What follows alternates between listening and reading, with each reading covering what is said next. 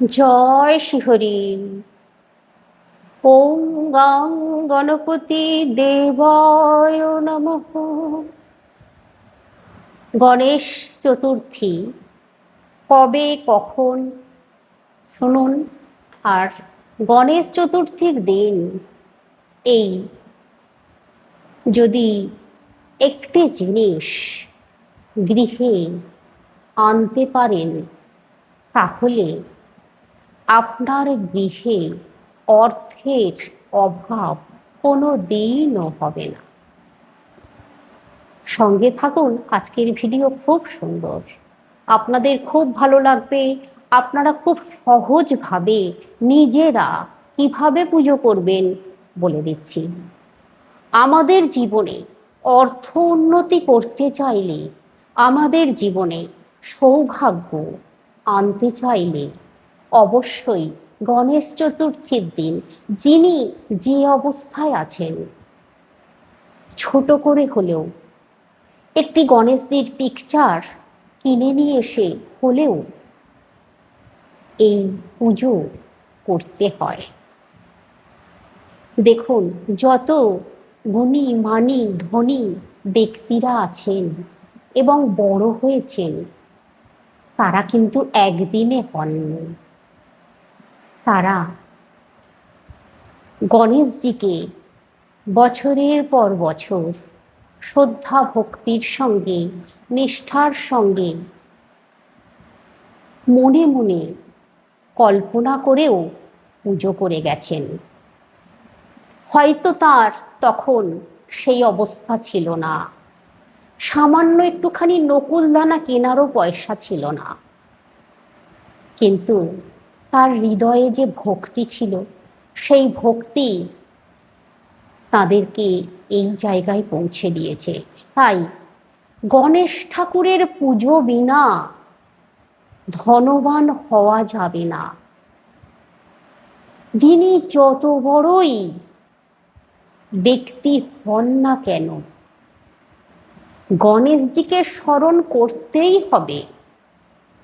এমনকি যে কোনো পুজোর আগে গণেশ ঠাকুরের পুজো করে নিতে হয়, এটা আমরা সকলে জানি কিন্তু ভুলে যাই। এমনকি মহাদেবের পুজো করার আগেও গণেশজির নাম স্মরণ করতে হয়, না হলে আমাদের কর্মে বাধা আসে, আমাদের উন্নতিতে বাধা আসে, আমাদের অর্থ ক্ষতি হয়, ঋণের দায়ে আমরা ডুবে যাই, আমরা হাতে টাকা পয়সা ধরে রাখতে পারি না। হয়তো আমরা রোজগার করি কিন্তু সেই টাকা পয়সাগুলো আমরা হাতে নাড়াচাড়া করতে পারি না, সেটা নিমেষের মধ্যে কর্পূরের মতো উড়ে চলে যায়। তবে ভাদ্র মাসে গণেশজির আবির্ভাব, আর এই ভাদ্র মাসে যদি চতুর্থীর দিন গণেশজির ছোট করে হলেও কেউ এই কাজ করে, তার সামনে বসে জপ ধ্যান করে, তাহলে গণেশজির কৃপা লাভ করা যায়। ভগবান শ্রী গণেশ অল্পেতে তুষ্ট থাকেন, তবে কিছু ভোগ বা কিছু ফুল শুধু ভোগ নিবেদন করলে হবে না, যে ফুলটায় গণেশজি সন্তুষ্ট হন সেই ফুল তাকে অর্পণ করতে হবে। যে পাতায় সন্তুষ্ট হন সেই পাতাটা তাকে অর্পণ করতে হবে। তো এবার আপনাদেরকে বলি গণেশ চতুর্থীর সময়টা। সময় হচ্ছে 14ই সেপ্টেম্বর 27শে ভাদ্র সোমবার সকাল 7টা 6 মিনিটে চতুর্থী তিথি লাগছে। 15ই সেপ্টেম্বর মঙ্গলবার সকাল 7টা 44 মিনিটে চতুর্থী তিথি শেষ হয়ে যাচ্ছে। আপনারা সোমবার সারা দিন সময় পাচ্ছেন। গণেশজির পুজো বেলা 12টার পর করতে পারেন, সব থেকে শুভ। এই দিন আপনারা যদি আপনাদের বাড়িতে গণেশ ঠাকুরের পিকচার বা মূর্তি না থাকে, একটি কিনে নিয়ে আসবেন। মূর্তি যদি কেনা সম্ভব হয় মূর্তি কিনবেন, পিতলের মূর্তি কিনবেন, মাটির নয়। আর যদি পিতলের মূর্তি কেনার সামর্থ্য না থাকে একটি পিকচার কিনে নিয়ে আসলেও হবে। তবে এখানে আপনাদেরকে বলে দিই, মূর্তি কিনুন বা পিকচারই কিনুন, ছোট কিনবেন, বড় নয়। আর গণেশ ঠাকুরের হাতটা যেন তোলা থাকে, এইভাবে আশীর্বাদী হাত, এইভাবে দেখে নেবেন। আর সুরটা যেন দক্ষিণ মুখে থাকে, সেইভাবে দেখে নেবেন। শুধু এইটুকু করবেন, তাহলেই হবে। এবার মূর্তি বা পিকচার কিনে নিয়ে এসে সরাসরি সিংহাসনে তুলে দেবেন না। করবেন কি, একটু যদি পিকচার হয় তাহলে গঙ্গা জলে কাপড় ভিজিয়ে ভালো করে মুছে নেবেন, তারপর সিংহাসনে রাখুন। আর যদি মূর্তি হয় তাহলে অবশ্যই পঞ্চামৃত তৈরি করে নিতে হবে। দুধ, দই, ঘি, মধু, চিনি, তাতে গঙ্গা জল মেশাবেন না যেন, তাহলে সেটা পঞ্চামৃত থাকে না। দুধ, দই, ঘি, মধু, চিনি, এই 5টি জিনিসে হয় পঞ্চামৃত। এই পঞ্চামৃত দিয়ে অভিষেক করিয়ে নেবেন। তারপর গঙ্গা জল দিয়ে ভালো করে অভিষেক করাবেন, ভালো করে মোছাবেন, সুন্দর নতুন কাপড় দিয়ে মোছাবেন, তারপর সিংহাসনে রাখুন। এবার আপনারা কোন ফল ফুল গণেশজির জন্য নেবেন বলি। যারা ফল বা ভোগ দেবার মতো যাদের সামর্থ্য নেই, পিকচার কিনে নিয়ে এসেছেন, তারা ছোট করে শুধু একটু লাড্ডু কিনে নিয়ে আসুন, অথবা নারকেলের নাড়ু বাড়িতে তৈরি করে নিন, লাড্ডুও কিনে নিয়ে আসতে পারেন।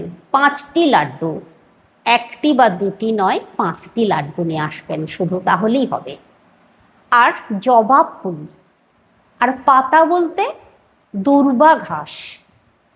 দূর্বা ঘাস কমপক্ষে 21টি আপনাদেরকে নিতে হবে, অথবা আপনারা 28টা নিতে পারেন দূর্বা ঘাস। এই দূর্বা নিয়ে নেবেন 28টা। 5টা জবা ফুল, লাল জবা ফুল। আপনারা অঞ্জলি দেবার জন্য গাঁদা ফুল নিতে পারেন। যদি মূর্তি নিয়ে এসেছেন তাহলে একটি ঘটও স্থাপন করুন। যদি পিকচার নিয়ে এসেছেন তাহলে ঘট স্থাপন করার প্রয়োজন নেই। ছোট একটি ঘটও কিনে নিয়ে আসবেন পিতলের, তাতে একটি আম্রপল্লব পিতলের কিনে নিয়ে আসবেন।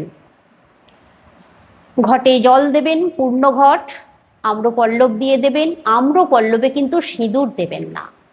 আম্র যে পল্লবটা পিতলের, ওর মধ্যে চন্দনের ফোঁটা দিয়ে দিন, দিয়ে ঘট স্থাপন করুন। একটি হরিতকি কিনে নিয়ে আসবেন, হরিতকি অবশ্যই কিনে নিয়ে আসবেন। পিকচারই হোক বা মূর্তি হোক, যাই হোক, হরিতকি কিনে নিয়ে আসবেন। যদি মূর্তি তাহলে ঘট পেতেছেন, ঘটের ওপরে ওই হরিতকিটা দিয়ে দিন। পিকচার হলে পিকচারের সামনে হরিতকিটা রেখে দিন। এটা করতেই হবে। এবার দূর্বা 21টা বা 28টা দূর্বা নিয়েছেন। জবা ফুল 5টা নেবেন, লাল জবা ফুল নেবেন, পঞ্চমুখী লাল জবা ফুল নেবেন, আর গাঁদা ফুল নেবেন। অন্য কালারের ফুল নেবেন না, সাদা ফুল ভুলেও নেবেন না। এবার আপনারা আসন পেতে বাবু হয়ে বসে, আমি আপনাদেরকে বলেছিলাম যে নিজেরা কিভাবে ছোট করে পুজো করবেন, সেটা বলে দিচ্ছি মন্ত্র সহযোগে। পিকচারই নেন বা মূর্তি নিয়েছেন, এই মন্ত্রগুলো আপনাদেরকে বলতে হবে। প্রথমে আপনাদের যদি গুরু দীক্ষা হয়েছে তাহলে গুরু মন্ত্র 11 বার জপ করে নিন। তারপর বলুন, হে খর্বং স্থূলতনং গজেন্দ্র বদনং লম্বোদরং সুন্দরং প্রসন্দ মদগন্ধ লুব্ধ মধুপবল্লল গণ্ডস্থূলং দন্তাঘাত বিদারিতা রিরু ধীরৈ সিন্ধুর শোভাকরং বন্দে শৈল সুতাসুতং গণপতিং সিদ্ধি বোদং কামোদং। 3 বার বলবেন। এবার জবা ফুল সুন্দর করে একটু চন্দন লাগিয়ে নিয়ে ওই ঘটের ওপরে দিয়ে দেবেন। হাতটা কিন্তু এইভাবে রেখে এইভাবে ফুলটা দিতে হবে ঠাকুরকে। ওং গাং গণেশায় নমঃ বলে 3 বার বলুন, আর ফুলটা দিয়ে দিন ঘটে। আর পিকচার হলে পিকচারের সামনে দিয়ে দিন, ওই যে হরিতকি রেখেছেন হরিতকির ওপরে ওই জবা ফুলটা দিয়ে দিন। এইভাবে নিজেরা পুজো করে নিন। এবার প্রণাম মন্ত্রটাও বলবেন। হে দেবেন্দ্র মৌলি মন্দার মকরন্দ কণারুণা বিঘ্নং হেরন্তু হেরম্বু চরণাম্বুজরে নমঃ একদন্তং মহাকায়ং লম্বোদরং গজাননং বিঘ্ননাশকরং দেবং হেরুম্বং প্রণমাম্যহম বলে প্রণাম করুন। অবশ্যই ঠাকুরকে পঞ্চপ্রদীপ দেখাতে পারেন, ঘণ্টা বাজাবেন, পঞ্চপ্রদীপ দেখাবেন, ধূপ দেখাবেন, ঘণ্টা বাজাবেন, ধূপ দেখাবেন, মানে এইভাবে আরতি করবেন। এইভাবে আপনারা আরতি করে নিন ঠাকুরকে। এরপর আপনারা গণেশ ঠাকুরের ব্রত কথা আছে পাঠ করতে পারেন, বা গণেশ ঠাকুরের 108 শতনাম আপনারা আপনাদের মোবাইল চালিয়ে বা আপনাদের টেপ রেকর্ডার চালিয়ে শুনতে পারেন, সেটাও হবে। শুনুন, তাহলেই হবে। নিজেরা যদি পাঠ করতে পারবেন না তাহলে অবশ্যই শুনবেন। এইভাবে গণেশ চতুর্থীর দিন পুজো করবেন। এবার যাদের পক্ষে সম্ভব এই জিনিসগুলো আনার, অবশ্যই আনবেন। এই জিনিসগুলো কি? এই জিনিসগুলো হচ্ছে আপনাদেরকে ফল, যদি ফল জোগাড়, আগে তো আপনাদেরকে বললাম যারা পারবেন না তারা শুধু লাড্ডু নিয়ে এসে, পিকচার নিয়ে এসে পুজো করুন। আর যারা পারবেন তারা অবশ্যই একটি পিতলের ছোট মূর্তি কিনে নিয়ে আসবেন, যেভাবে বলেছি ঘট স্থাপন করবেন। এই ফলগুলো নিয়ে আসবেন। কি ফল নেবেন? গণেশজির সব থেকে প্রিয় ফল হচ্ছে কলা। কলা অবশ্যই নিতে হবে। কলা নেবেন, আপেল নেবেন, আপনারা খেজুর নেবেন, আর তার সঙ্গে ডালিম নিতে পারেন। এবার আপনারা বাকি নিজেদের পছন্দের ফল নিতে পারেন, কিন্তু কলা অবশ্যই নিতে হবে, আপেল অবশ্যই নিতে হবে, খেজুর নিতে হবে। কলা, আপেল আর খেজুর। এবার আপনারা 5 রকম ফল করার জন্য বাকি 2 রকম ফল নিজেদের পছন্দ মতো আপনারা নিতে পারেন, তাতে কোনো অসুবিধে নেই। 5 রকম ফল আপনারা কুচিয়ে একটা রেখাবে রাখুন। এবার বলি, তুলসী পাতার ব্যবহার একেবারেই করবেন না, বা দূর্বা ছাড়া অন্য পাতার ব্যবহার করবেন না, শুধু দূর্বা আর জবা ফুলই ব্যবহার করবেন। এবার ওই যে 28টা দূর্বা নিয়েছেন, ওই 28টা দূর্বা ওং গাং গণেশায় নমঃ বলতে বলতে গণেশজির চরণে অর্পণ করে দিন, বা গণেশজির যে ঘট স্থাপন করেছেন ঘটে অর্পণ করে দিন। 28টা দূর্বা মনে করে কিন্তু এই কাজটা করতেই হবে। এবার আপনারা প্রসাদের জন্য মোদক বা লাড্ডু অবশ্যই রাখুন। চাইলে আপনারা আপনাদের গৃহে ভোগ তৈরি করে ভগবানকে নিবেদন করতে পারেন। পিঠে, পুলি, পায়েস, লুচির ভোগ, সিমুই তৈরি করে দিতে পারেন। অবশ্যই গণেশজির জন্য আলু ভাজা, পটল ভাজা, বেগুন ভাজা, কুমড়ো ভাজা, সব রকমের ভাজা, শুধুমাত্র উচ্ছে করলাটা বাদ দেবেন। তেতো জাতীয় কোনো জিনিস ভাজবেন না, যেন শাক ভাজবেন না। এই যে সবজিগুলোর কথা বললাম, এই ধরনের সবজিগুলো ভাজাভুজি করে, অন্য কোনো সবজি যদি নাও পান, শুধুমাত্র আপনারা গণেশজিকে কুমড়ো ভাজা, আলু ভাজা ভোগ নিবেদন করুন, তাহলেও চলবে। কিন্তু শাক বা উচ্ছে করলা এরকম ধরনের কোনো ভাজা আপনারা নিবেদন করবেন না। আপনারা সরু চালের ভাত, পায়েস নিবেদন করতে পারেন, বা লুচির ভোগ নিবেদন করতে পারেন। অবশ্যই একটু পিঠে পুলি, গণেশজির অত্যন্ত প্রিয় পুর পিঠে, আপনারা গণেশজিকে দুধ পুলি যেটাকে বলা হয়, দুধে ফুটিয়ে তৈরি করা হয় ক্ষীর পিঠে, আপনারা ভগবানকে নিবেদন করতে পারেন, খুব সন্তুষ্ট হবেন ভগবান। এবার আপনারা গণেশজির জন্য একটি গ্লাসে জল রাখবেন, আর অবশ্যই পুজো করার আগে হাত ধুয়ে নেবেন। নমো বিষ্ণু বলে 3 বার মুখে জল ছিটিয়ে নেবেন। এগুলো তো আর বলতে লাগে না। আসন পেতে বসবেন, আসনের নিচে একটুখানি ফুলের কুচো দিয়ে দেবেন। তারপর জোড়হাত করে ভগবানের জপ যেটা বলেছি ওই মন্ত্রটা 3 বার বলবেন। ওং গাং গণেশায় নমঃ বলে ফুল দূর্বা নিবেদন করে দেবেন। তারপর প্রণাম মন্ত্র বলবেন। তারপর ঘণ্টার ধ্বনি করতে করতে, মানে এই যে ঘণ্টা নাড়াতে নাড়াতে, আপনারা এখানে কাঁসর, ঘণ্টা সব ব্যবহার করতে পারবেন, কোনো অসুবিধা নেই। কিন্তু গণেশজির সঙ্গে যদি মা লক্ষ্মীকে রাখেন, বা আপনার গৃহে মা লক্ষ্মী গণেশ আছেন, তাহলে ঘন্টার ব্যবহার করা যাবে না। কিন্তু শুধুমাত্র যদি গণেশজির পুজো করেন তাহলে ঘন্টা কাঁসর ব্যবহার করতে পারবেন, এটা কিন্তু ভুল করবেন না যেন। শঙ্খের ধ্বনি অবশ্যই করবেন, উলুর ধ্বনিও করতে পারেন, কোনো অসুবিধে নেই। এইভাবে আপনারা ছোট করে নিজেরা নিজেদের গৃহে নিজেরাই পুজো করে নিন, ভগবানের আশীর্বাদ লাভ করবেন। আর এই গণেশ চতুর্থীর দিন অবশ্যই আপনারা কিন্তু আপনাদের গৃহে এই যে ফলের কথা বললাম, ওই ফলগুলো নিয়ে এসে গণেশজিকে নিবেদন করুন ভালো ফল পাওয়ার জন্য।